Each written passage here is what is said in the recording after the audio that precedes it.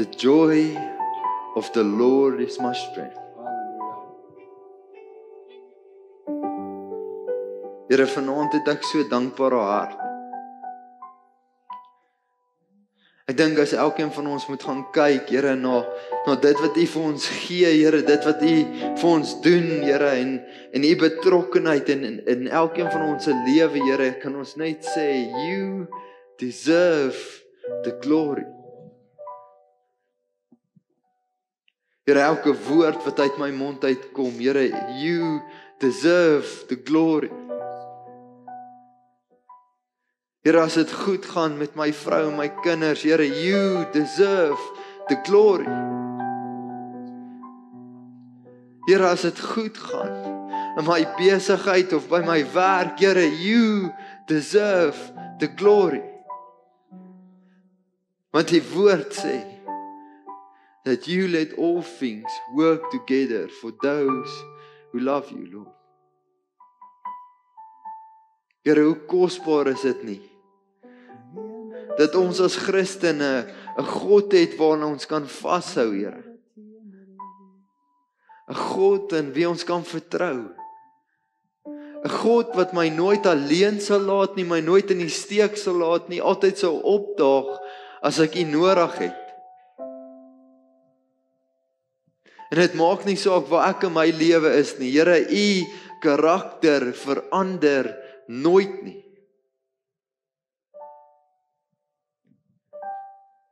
Here, mag ons vanaand net weer eens besef hoe U in ons lewe wil kom inkom en alles verander, Here. Here, ons moenie eers meer lyk of ryk soos hierdie wêreld nie, Here. Here, U wil elkeen van ons kom verander, uitruk en heeltemal nuut maak.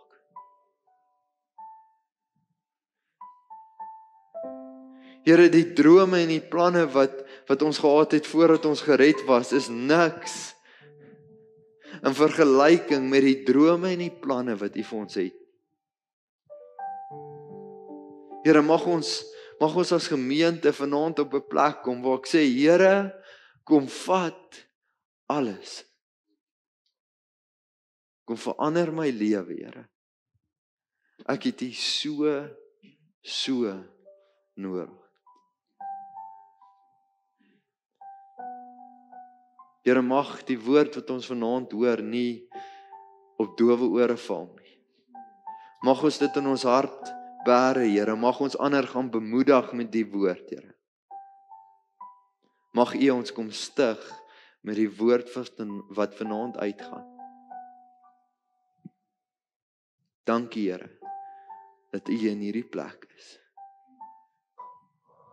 In Jesus naam bid ons. Amen. Amen. Hoe lekker is dit nie om in die huis van die Here te wees nie? Ek hoor deur hierdie week se storie, ek kyk so podcast en die ou sê hy het eendag 'n kerk besoek, maar Jesus was nie daar nie want almal se gesigte hang. So the joy of the Lord is daar weg, maar hulle hou daarom nog kerk. So ek hoop dit sal nooit so wees in hierdie gemeente nie. Mag ons altyd die vreugde van die Here op ons gesigte ronddra. Mag ons altyd die vreugde van die Here en die Here se goedheid met ander deel, sodat ander ook so 'n stukkie van die vreugde en die liefde van die Here Jesus kan ervaar. Amen. Ek wil vanaand met julle gesels oor 'n gedeelte in die woord van God wat verskriklik naby aan my hart lê. Hierdie is seker een van die stories in die Bybel wat ongelooflike impak in my lewe gemaak het. En dis die storie van Petrus. So my tema vanaand is Petrus se herstel. Nou ek gaan vanaand vir julle 'n storie vertel van twee verskillende mense. En ek wonder of ons 'n bietjie onsself kan vergelyk met hierdie twee mense. Een van hulle is Petrus en die ander ou gaan ek so bietjie later in my preek oor praat en jou bietjie aan hom voorstel. Maar ek dink nogal daar's 'n Petrus in elkeen van ons. Nou ek wil vir jou hierdie verhaal vertel van Petrus. Nou, ek gaan die verhaal begin. Dit begin in Lukas 22 vers 54 tot 62. So is nogal 'n stewige gedeelte. Maar dit vertel die storie net na Jesus gevange geneem was om gekruisig te word. En ek wil dit graag vir jou lees. Hulle het Jesus toe gevange geneem en hom weggelei en in die huis van die hoëpriester gebring. Petrus het op 'n afstand agterna gekom. In die middel van die binneplaas was daar 'n vuur en daar het mense bymekaar gesit. Petrus het tussen hulle gaan sit. 'n Diensmeisie wat hom in die skynsel van die vuur sien sit het hom goed bekyk en gesê: "Die een was ook saam met daardie man." Maar Petrus het dit ontken deur te sê: "Juffrou, ek ken hom nie." 'n Rukkie later sien iemand anders hom en sê: "Jy is mos ook een van hulle." Maar Petrus antwoord: "Man, ek is nie." Na verloop van so wat 'n uur het nog een met beslisheid beweer: "So waar, die een was ook saam met daardie man. Hy is mos ook 'n Galileër." Maar Petrus sê: "Man, ek weet nie waarvan jy praat nie." En onmiddellik terwyl hy nog praat, het daar 'n haan gekraai. Die Here het omgedraai en Petrus aangekyk. Toe val het Petrus by wat die Here vir hom gesê het: "Voordat die haan vanaand kraai, sal jy my 3 maal verloon." En Petrus het buitentoe gegaan en bitterlik gehuil. Ek wonder of die storie nogal jou storie ook is. Ek weet nie van julle nie, maar ek lees hierdie verhaal hierdie week so bietjie deur en ek kom agter dis ek. Baie keer met sonde, as ons besig is daarmee, dan skuif ons die Here een kant toe, nê? Ek wil nie nou Jesus ken nie. Ek wil nou net gou dit doen wat ek doen. Baie keer in ons elke dag se lewe, ons besighede, dalk daar waar jy werk, as jy 'n kontrak moet deur laat gaan of 'n transaksie moet slip, dat die ouens van SARS nie sien nie. Dan sê ons 'n bietjie: "Here, ek net vir hierdie oomblik, Here, ek wil U net vir hierdie oomblik nie ken nie." Wat vir my tref uit hierdie verhaal uit is nadat Petrus en van die ouens sê hy het selfs gevloek. Ag man, ek ken nie hierdie man nie. Want julle moet onthou sy lewe was in gevaar, nê? Omstandighede het vir Petrus 'n bietjie gedruk om hierdie besluit te maak. En ek sien dit so in my eie lewe baie keer as omstandighede so bietjie druk en ek het 'n keuse deur die regte ding te doen of die verkeerde ding en omstandighede druk my, dan het ons die geneigtheid om die verkeerde pad te gaan. Te sê: "Jesus, ek ken jou nie." Maar die ergste van hierdie hele gedeelte, en ek dink dis iets wat my getref het, is net toe Petrus dit die 3de keer Jesus ontken, staan daar Jesus het omgedraai en hy het na Petrus gekyk. Ek wonder nogal wat het deur Jesus se kop gegaan op daai oomblik. Nou om hierdie storie te verstaan, moet jy weet Petrus was nie net enige ou nie. Hy was nie net 'n doodnormale Christen soos ek en jy wat deur die kerk gehoor het van Jesus en op 'n dag ons harte vir God gegee het nie. Hierdie ou was handpicked deur Jesus om saam met hom vir 3 jaar te wandel, te loop soos wat Jesus geloop het, te eet dit wat Jesus geloop het, daar te slaap waar Jesus geslaap het. Hy was nie net 'n normale ou nie. Hy was Petrus. Hierdie man wat gesien het die wonderwerke wat Jesus kon doen. En tog, toe omstandighede hom so bietjie druk en dit moeilik raak om die Here te dien, skuif hy Jesus een kant. Ek weet nie van julle nie, maar daar's baie keer wat ek ook so voel. En ek sien myself in hierdie verhaal dat ek Jesus verloon baie keer. Dit is baie keer die makliker pad om te sê ek ken hom nie, as wat dit is om jou man te staan en 'n bietjie ruggraat te wys. Sê jy, ek was deel van hulle. En die ergste van alles is, meeste van ons se lewens kom nie eers op die spel nie. Hierdie storie van Petrus, ongelooflike storie. Maar ek wil hierdie storie so bietjie op pause sit, want ons 'n ander man wat ek so bietjie oor wil gesels, en dis nie 'n ware verhaal nie, dis 'n fictional character, maar ek wil bietjie oor hom gesels, want dit gaan my punt vanaand oordra. En dit is, ek weet nie wie van julle het so 'n paar weke terug The Forge saam met ons gekyk nie, hier daar in Stokado. Nee, uitstekende movie, as jy dit nog nie gesien het nie, gaan kyk dit.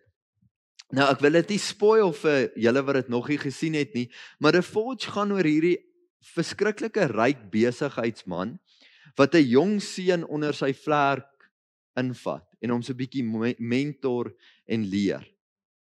Nou, as jy die movie gekyk het, kom jy agter dat ek die eerste week al daai ouetjie op sy pad sou stuur, want hy daag laat op vir werk en hy doen nie alles soos wat hy dit moet doen nie, en hy los 'n bietjie sy verantwoordelikhede en goed, en tog mentor hierdie hierdie seun. En wat vir my ongelooflik is van hierdie storie is, reg deur die movie het hierdie ryk besigheidsou sy eie uitdagings en sy eie challenges. Hy het sy eie storms waardeur hy gaan. En tog koop hy elke dag uit om hierdie jong ouetjie te mentor en te leer en meer soos Jesus te maak. Nou, ek wil hier 'n uitdaging rig vir ons as kerk, want ek kom agter dat mentorskap nie meer deel is van ons as kerk nie. Ek kom agter daar's 'n paar mans wat 'n pad al saam met die Here gestap het, wat foute gemaak het en daaruit kon leer, maar hulle dra nooit daai wysheid oor na die jonger geslag. Ek wil jou oproep as man van God. Kry vir jou iemand wat jy kan inspraak na daai persoon se lewe maak. Nou, om hierdie storie so bietjie aan te skuif, ek wil jou nou nie die hele ding vertel nie, want net 'n spoilertjie movie vir jou en jy wil dit dalk nog graag gaan kyk. Nou, op 'n stadium vat hy hierdie jong ouetjie wat hy so bietjie gementor het en bietjie gesien het die ouetjie wil en sy hart het begin verander en goed, en hy vat hom na 'n groep mans toe wat hierdie ryk besigheidsou create het. En hierdie groep mans het inspraak in mekaar se lewe, hulle eet 2 keer 'n maand saam, en hulle is goeie vriende, hulle deel mekaar se lewe, en dan kom jy agter, maar hierdie besigheidsou se storie begin nie met hierdie jong seun wat hy gevat het om te mentor nie. Inteendeel, elke man wat deel was van daai groep mans, het hy gevat en gementor. Nou, op 'n stadium in sy lewe, was een van die challenges wat hy moes face, was een van die storms in sy lewe, is 'n dronk ou wat sy seun doodgery. Nou, ek weet nie van julle nie. Ek is mens. As iemand my kind moet wegvat as gevolg van nalatigheid, of as gevolg van iets wat hulle gedoen het, weet nie hoe ek dit sou vergewe het. Ek weet nie hoe ek sou reageer teenoor so 'n persoon. En in hierdie storie, by een van hierdie meetings, praat hierdie jong seun met een van die mans. En hy wil weet, hoe het hy deel geraak van hierdie groepie, hoe pas hy in hierdie legkaart in? En die ou sit daar en hy sê, jy weet daai ryk besigheidsman wat jou ingebring het, wat sy lewe saam met ons deel. Hy het 'n seun gehad op 'n stadium, en ek was die dronk ou wat sy seun doodgery het. Praat bietjie van 'n ou wat nie net sê hy's 'n kind van God nie. Praat bietjie van 'n ou wat se lewe verander is deur die woord van God, wat nie net sê ek is 'n Christen en elke Sondag kerk toe gaan en prim en proper lyk nie. Dit praat van 'n man wat die woord gevat en gelees het, tyd saam met God spandeer het en verander het. En dan in steede daarvan om hy dronk ou in die tronk te los en te hoop en bid, hy gaan dood of hy gaan weg of wat dit is, gaan hy na hierdie ou toe en hy begin hom mentor en te leer. Hy trek daai dronk ou wat sy seun geneem het in sy binnekring. En daai ou se hele lewe verander. Ek wonder as ons as kinders van God actually die woord uitleef en nie net daaroor praat nie, hoe sou Suid-Afrika nie teen nou al gelyk het? Hoe sou jou gesin nie al teen nou gelyk het? Jy sien ons kry baie ouens wat baie teologies is en baie praat oor die Bybel, maar hulle aksies is min en hulle harte is ver van die Here af. En as goed begin druk of omstandighede raak moeilik of daar's 'n sonde in my lewe wat ek nie wil los nie. In daai oomblik skuif ons Jesus net gou een kant toe. Here, gaan net gou doen dit wat ek wil doen. In steede daarvan om my lewe volgens sy wil te rig. Nou, die cool storie van Petrus, val weer by hom in. Sy storie het nie geëindig waar Jesus teruggedraai het en na hom gekyk het nie. Inteendeel, sy storie het daar begin. Petrus, hierdie man wat saam met Jesus gewandel het en toe vir Jesus 3 keer verraai het. Weet julle wat doen Jesus? So wat met daai storie gebeur het, kom ons recap net so vinnig. Jesus is toe gemartel en hy's op die einde van die dag gekruisig en doodgemaak. En die heel eerste ding wat Jesus doen toe hy opstaan, en ek wil dit vir jou lees, is hy sê vir die engel wat wag vir die vrouens wat na die graf toe gegaan het, die volgende, en ek wil dit graag vir jou lees. Dit staan in Markus 16 vers 5 tot 7. Dit sê, toe hulle in die graf ingaan, sien hulle 'n jong man aan die regterkant sit met lang wit klere aan, en hulle het groot geskrik. Moenie skrik nie, sê hy vir hulle. Julle soek Jesus van Nasaret, wat gekruisig is. Hy is uit die dood uit opgewek. Hy is nie hier nie. Kyk, daar is die plek waar hulle hom neergelê het. Maar gaan sê vir sy disippels en in besonder vir Petrus, hy gaan julle vooruit na Galilea toe. Ek wil dit weer lees. Maar gaan sê vir sy disippels en in besonder vir Petrus, hy gaan julle vooruit na Galilea toe. Daar sal julle hom sien, soos hy vir julle gesê het.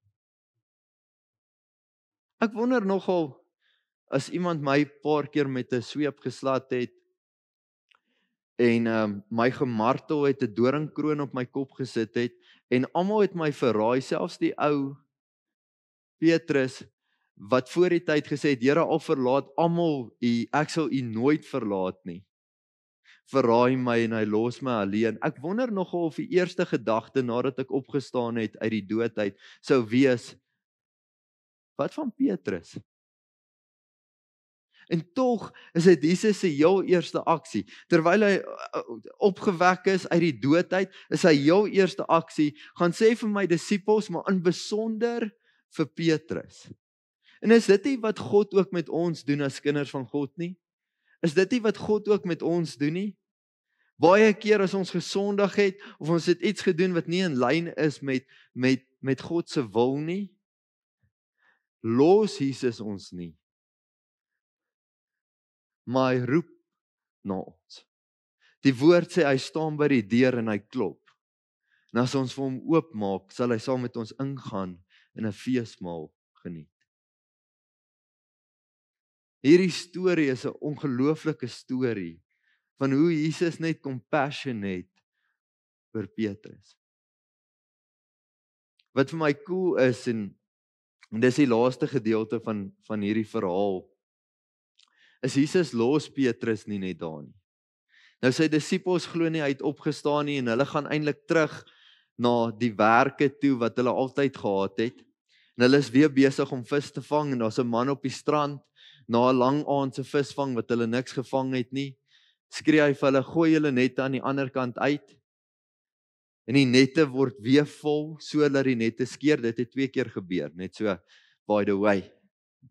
En hulle besef die ou op die strand is Jesus en hulle kom by hom aan en die woord van God sê Jesus was besig om te braai. Halleluja. Dankie tog. Ons gaan braai in die hemel. Ek is so bly. Nou hy is in sy verheerlikte liggaam daar.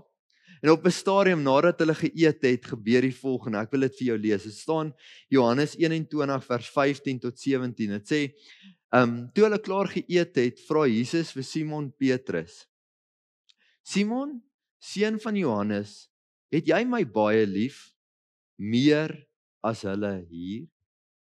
Nou, ek weet, ek het ook teologie geswat, ek het die Griekse en die Hebreëse woorde van agape, love en al daai goeters, maar ek wil nie vanaand daarby stil staan nie, want ons maak die goed te complicated. Kom ons lees net dit wat in die woord van God staan en ons vat dit van daar af. Hoor wat sê Jesus vir hom. Hy sê vir hom, Petrus, het jy my lief so baie meer as al hierdie ander ouens wat rondom jou staan? Onthou by die laaste ete het Petrus gesê, Here, al verraai al hierdie ander ouens jou, ek sal nooit nie. En toe vertel Jesus hom wat gaan gebeur. Nou vra Jesus weer vir Petrus, Petrus, het jy my lief meer as al hierdie ander ouens wat hier om jou staan? En ek dink in Petrus se hart het hy gesê, Here, ek is jammer oor dit wat ek gedoen het. Here, ek het U lief, maar ek weet nie meer of dit is meer as al hierdie ander ouens om my nie. En hy antwoord die volgende. Hy sê, ja Here, antwoord hy hom. U weet dat ek U liefhet. En dan Jesus se ongelooflike antwoord. Net is dit nie die God wat ons dien nie.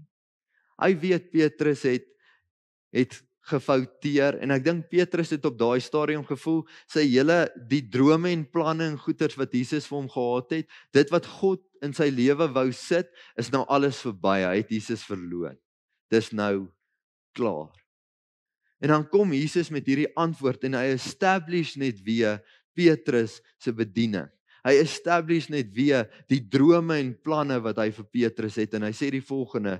Toe sê hy vir hom, laat my lammers wei. Hoe cool is dit nie? 'n tweede keer, Jesus vra weer vir 'n tweede keer, Simon, seun van Johannes, het jy my baie lief? Kom julle agter dat Jesus se antwoord het so bietjie verander? Van het jy my meer lief as almal hierso? Nou, het jy my baie lief? Nou ek dink Petrus het in sy hart gevoel, "Jesus, Here, ek wens ek kon dit sê. Ek wens ek kan sê, Here, ek het U baie lief. Maar Here, toe die tye taaf raak, het ek myself gekies bo oor U." En hy antwoord hom, "Ja, Here," antwoord hy hom, "U weet dat ek U liefhet." En dan kom Jesus net weer en hy sê net, "Oor hierso die planne en drome wat ek vir jou lewe het, is nie verby nie. Ek wil dit nog dieper in jou hart net kom establish. Ek wil vir jou sê dat ek jou nog steeds liefhet. Dit wat jy gedoen het, vat nie weg die planne en drome wat ek vir jou het nie. Ek wil jou oproep na meer en beter toe, maar net hoekom jy een keer gefaal het, net hoekom jy my verloon het, beteken dit nie ek gaan my planne van jou af weerhou nie." En hy sê vir hom die volgende. Hy sê toe vir hom, "Pas my skape op." En ek sien hier die prentjie met die derde keer wat Jesus hom vra, van 'n pa wat afbuig na sy seentjie se level toe. Kyk hom in die oë. Het julle dit al gesien? En hy vra vir Petrus 'n derde keer. Jesus vra hom 'n derde keer, "Simon, seun van Johannes, het jy my lief?" Net so plain, nie het jy my baie lief of het jy my meer as almal hier lief nie. Hy sê net vir hom, Petrus, Het jy my lief?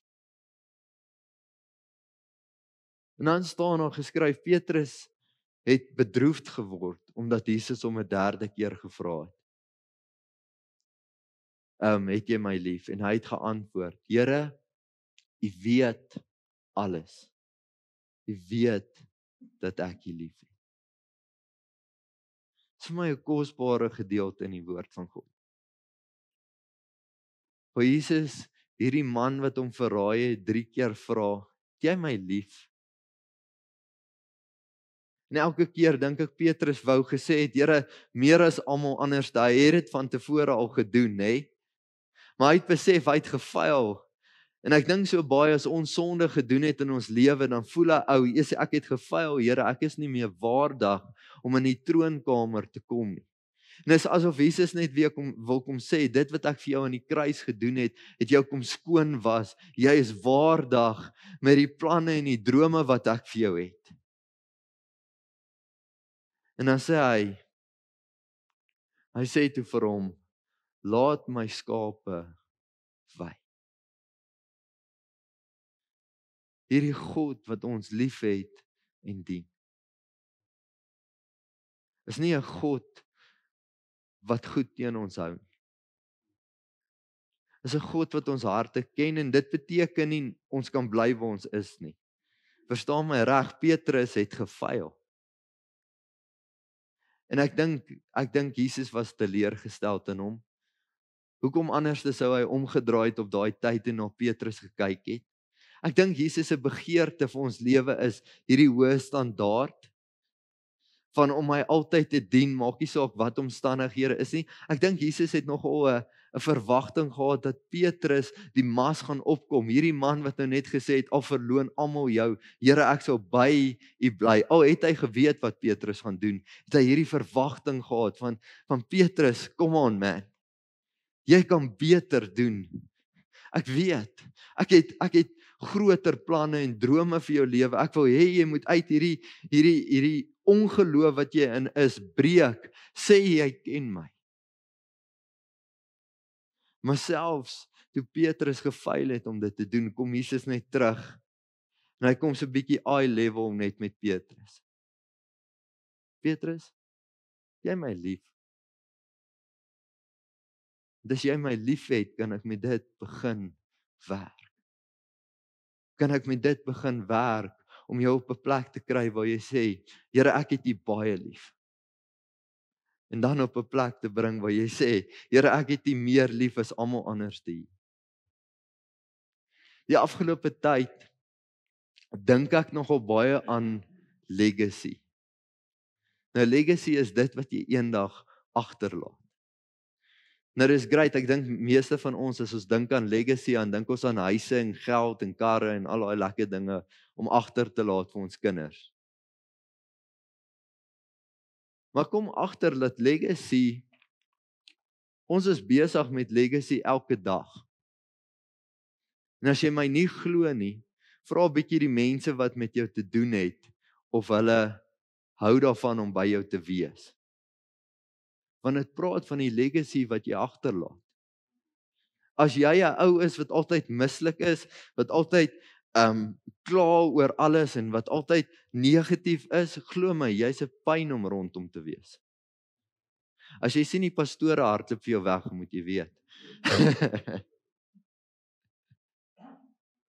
Jy los legacy agter. Daar's van daai mense wat as jy met hulle te doen het, moet jy baie hard bid, want jy voel al, hierdie negativiteit kom oor, Here.